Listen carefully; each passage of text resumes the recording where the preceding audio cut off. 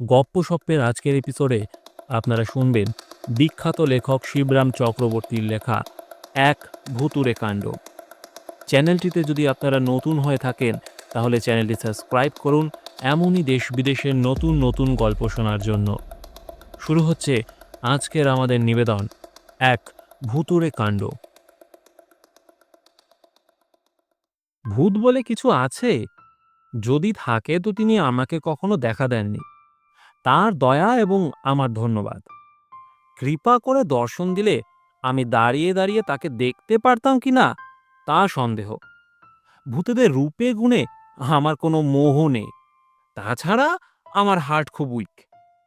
তবে ভূত কি ঠিক জানি না, কিন্তু অদ্ভুত একটা কিছু একবার আমি দেখেছিলাম রাঁচিতে। না, পাগলা গারদে নয়, তার বাইরে, সরকারি রাস্তায়। রাঁচিতে রাজপথ না হলেও সেটা বেশ দরাজ পথ। কি করে দেখলাম বলি। একটা বন্ধুর সাইকেল হাতে পেয়ে হুন্ড্রুর দিকে পাড়ি জমিয়েছিলাম, কিন্তু মাইল 7 যেতে না যেতেই তার একটা টায়ার ফেসে গেল। যেখানে বাঘের ভয় সেখানেই সন্ধে হয়, একটা কথা আছে না? আর যেখানে সন্ধে হয় সেখানেই সাইকেলের টায়ার ফাঁসে। জনমানবহীন পথ, জায়গাটাও জংলি। আর মাইল 5 যেতে পারলে গায়ের মতো একটা কিছু পাওয়া যেত, কিন্তু সাইকেল ঘাড়ে করে যেতে হলেই হয়েছে। এমনকি সাইকেল ফেলে শুধু পায়ে হেঁটেও যেতে পারবো কিনা আমার সন্দেহ ছিল। হাঁটতে হবে আগে জানলে হাতে পেয়েও সাইকেলটা আমি পা দিতাম না। তখনও সন্ধ্যা হয়নি, এই হব হব। সামনে গেলে 5 মাইল, ফিরতে হলে 7। দুই দিকেই সমান পাল্লা। কোন দিকে হাঁটুন দেব হা করে ভাবছি। শেষ পর্যন্ত কি হাঁটতে হবে, এই একটা প্রশ্ন প্রায় আধ ঘন্টা ধরে পুনঃ পুনঃ আমার মনসা পটে উদিত হয়েছে। আর এর একমাত্র উত্তর আমি দিয়েছি, না বাবা, প্রাণে থাকতে নয়। অবশ্য এরকম স্থানে এহেন অবস্থায় প্রাণ বেশিক্ষণ থাকবে কিনা সেটাও প্রশ্নের বিষয়। সন্ধে উতরে গিয়ে বাঁকা চাঁদের দিকে আলো দেখা দিয়েছে। সেদিন পর্যন্ত এধারে বাঘের উপদ্রব শোনা গিয়েছিল। কখন হালুম শুনবো কে জানে। তবু চিরদিন আমি আশাবাদী, সমস্যার সমাধান কিছু না কিছু একটা ঘটবেই। অচিরেই ঘটল। 2-1 মিনিট অপেক্ষা কেবল, এবং সেই অভাবনীয় সুযোগ নিয়ে সহজেই আমি উদ্ধার লাভ করব। এরকমটা ঘটেই থাকে, এতে বিস্ময়ের কিছু না। কত গল্পের বইয়ে এরকম ঘটতে দেখা গেছে। আমার নিজেরই কত গল্পে এরকম দেখেছি, তার ইয়ত্তা নেই। আর স্বয়ং লেখক হয়ে কিনা আমি নিজে আজ বিপদের মুখে পড়েছি বলে সেই অঘটনগুলো ঘটবে না? কোনো গল্পের নায়ক কি কখনো বাঘের পেটে গেছে? তবে একজন গল্পের লেখকই বা কোন দুঃখে যাবে শুনি। সেই অবশ্যম্ভাবী মুহূর্তের অপেক্ষা আরো আধা ঘন্টা কাটালাম। অবশেষে একটা ঘটনার মতো দেখা দিল বটে। একখানা লরি, খুব জোরেও নয় আস্তেও নয়, আস্তে দেখা গেল সেই পথে। রাঁচির দিকেই যাচ্ছিল লরিটা। আমার টর্চ বাতিটা জ্বালিয়ে নিয়ে প্রাণপণে ঘোরাতে লাগলাম। শীতের রাত, ফিকে চাঁদের আলো, তার ওপর কুয়াশার পর্দা পড়েছে। এই ঘোরালো আবহাওয়ার মধ্যে আমার আলোর ঘূর্ণিপাক লরি ড্রাইভার দেখতে পেলেই হয়। লরিটা এসে পৌঁছালো, এলো একেবারে সামনাসামনি।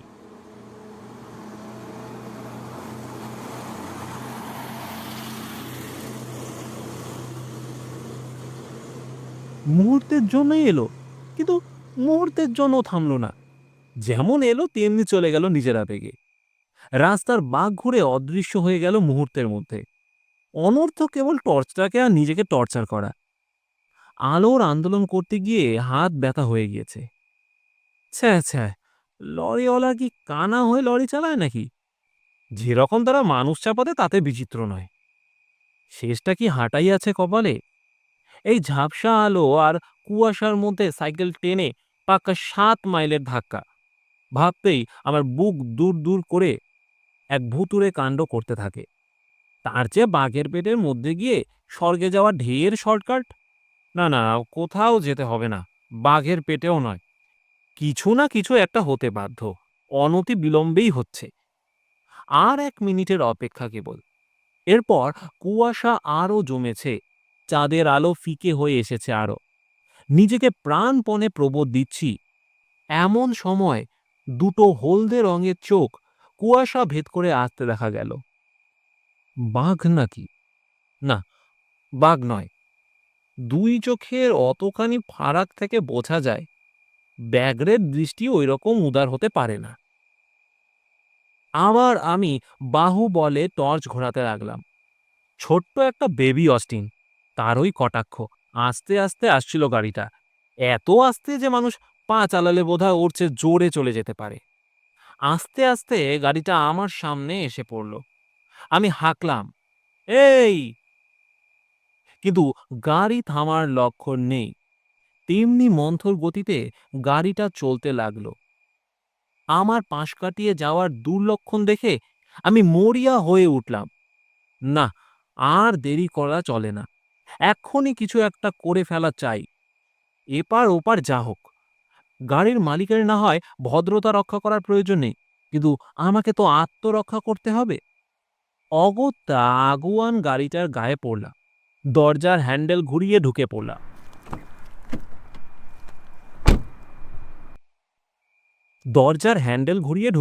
ভেতরে। চলন্ত গাড়িতে ওঠা সহজ নয়, নিরাপদও নয়, কিন্তু কি করব, 1 মিনিটও সময় নষ্ট করার ছিল না। কায়দা করে উঠতে হলো কোনো গতিকে।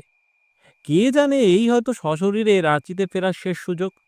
সাইকেলটা রাস্তার ধারেই ধরাশায়ী হয়ে থাকলো। থাকগে, কি করা যাবে? নিতান্তই যদি বাঘের পেটে না যায়, কাল সকালে উদ্ধার করা যাবে। সাইকেলের মালিককে এক সময় জানালেই হবে, বেশি বলতে হবে না। খবর দেওয়া মাত্র আমার 14 পুরুষ শ্রাদ্ধ করে তিনি নিজেই এসে নিয়ে যাবেন। ছোট্ট গাড়ির মধ্যে যতটা আরাম করে বসা যায় বসেছি। বসে ড্রাইভারকে লক্ষ্য করে বলতে গেছি, আমায় লালপুরার মোড়টায় নামিয়ে দেবেন, তাহলেই হবে, ওই ডক্টর যদুগোপালের বাড়ির। বলতে বলতে আমার গলার স্বর উবে গেল। বক্তব্যের বাকিটা উচ্চারিত হলো না। আমি হাঁ করে তাকিয়ে থাকলাম। আমার 2 চোখ ঠিকরে বেরিয়ে আসতে চাইল। আমার শার্টের কলারটা মনে হলো যেন আমার গলার চারধারে চেপে বসেছে। হাত তুলে গলার কাঁচটা আলগা করব, সে ক্ষমতাও নেই। আঙুলগুলো অবধি অবশ। সেই শীতের রাতেও সারা গায়ে আমার ঘাম দিচ্ছে। আমি তাকিয়ে দেখলাম, যেখানটায় ড্রাইভার থাকার কথা সেখানে কেউ নেই। জিভ আমার টাকরায় আটকে ছিল। কয়েক মিনিট বাদে সেখান থেকে নামলে বাক শক্তি ফিরে পেলাম। ভূত! ভূত! ভূত ছাড়া কিছু না, আপনা থেকেই আমার মুখ থেকে বেরিয়ে গেল। আমার কথায় ভূত যেন কর্ণপাত করলো তা মনে হলো না। ড্রাইভার গাড়ি যেমন চলছিল তেমনি চলতে লাগলো। প্রথমে আমার মনে হলো নেমে পড়ি গাড়ি থেকে, কিন্তু তারপর সমস্ত পথ হেঁটে মরতে হবে এই কথা ভাবতেই ভূতের মার গুঁতোর চেয়ে ঢের শ্রেয় বলে আমার জ্ঞান হলো। আমার নামের প্রথমার্ধ ভূত ভবন, আর বাকি অর্ধেক ভূত ধাবন। কাজেই ভূতের ভয় আমার থাকলেও ভাবনা তেমন ছিল না। ভূতের হাতে মরলেও শিবলোক কিংবা রামরাজ্য কিছু একটা আমি পাবই, সেটা একেবারে নিশ্চিত। কিন্তু তাহলেও এমন অভূতপূর্ণ অবস্থায় আমাকে পড়তে হবে কখনো ভাবিনি। ড্রাইভার নেই এবং গাড়ির ইঞ্জিনও চলছিল না, তবু গাড়ি চলছিল এবং ঠিক মতনই চলছিল। এই কথা ভেবে এবং হেঁটে যাওয়ার চেয়ে বসে যাওয়া আরামের বেশি বিবেচনা করে প্রাণের মায়া ছেড়ে দিয়ে সে ভুতুড়ে গাড়িকেই আশ্রয় করে রইলাম। আলস্যের সঙ্গে আমি কোনোদিনই পারি না। চেষ্টা করলে হয়তো বা কায়ক্লেশ পড়া যায়, কিন্তু পেরে লাভ, লাভ তো ডিমের। চিরকালের মতো এবারও আমার আলস্য জয়ী হলো শেষটায়। ঘন্টা দুয়েক পরে গাড়ি একটা লেভেল ক্রসিংয়ের মুখে এসে পৌঁছলো। ক্রসিংয়ের গেট পেরিয়ে যখন প্রায় লাইনের সম্মুখে এসে পড়েছি, তখন হুঁশ হলো আমার। হুঁশ হুঁশ করে তেড়ে আসছিল একটা আওয়াজ। রেলগাড়ির আগমনী কানে আসতেই আমি চমকে উঠলাম।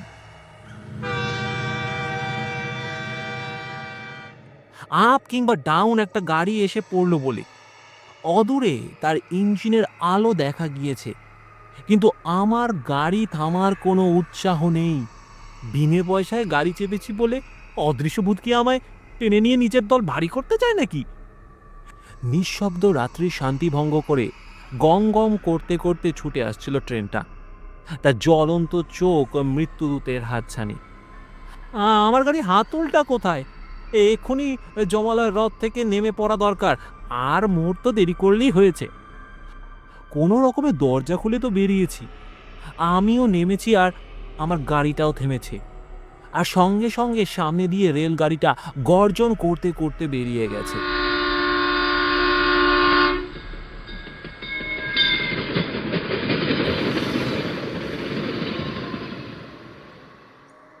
কয়েক মুহূর্তের জন্য আমার সৎবিত ছিল না। হুশ হুশ করে ট্রেনটা চলে যাওয়ার পর আমার হুঁশ ফিরল। হুঁশিয়ার হয়ে দেখলাম, না, মারা যায়নি, জলজ্যান্তই রয়েছে এখনো, এবং মোটর গাড়িটাও চুরমার হয়নি, আমার পাশেই ছবির মতো দাঁড়িয়ে। আমার এবং মোটরটার টিকে থাকা একটা চূড়ান্ত রহস্য মনে হচ্ছে। এমন সময় চোখে চশমা লাগানো একটা লোক বেরিয়ে এলো মোটরের পেছন থেকে।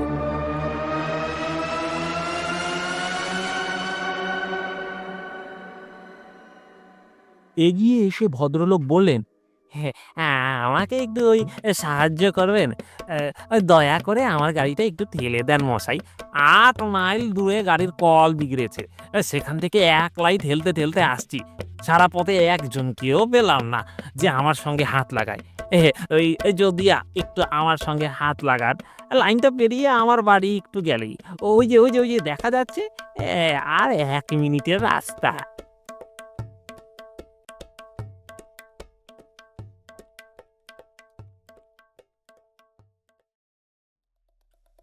এতক্ষণ আপনারা শুনছিলেন বিখ্যাত লেখক শিবরাম চক্রবর্তীর লেখা এক ভুতুড়ে কাণ্ড।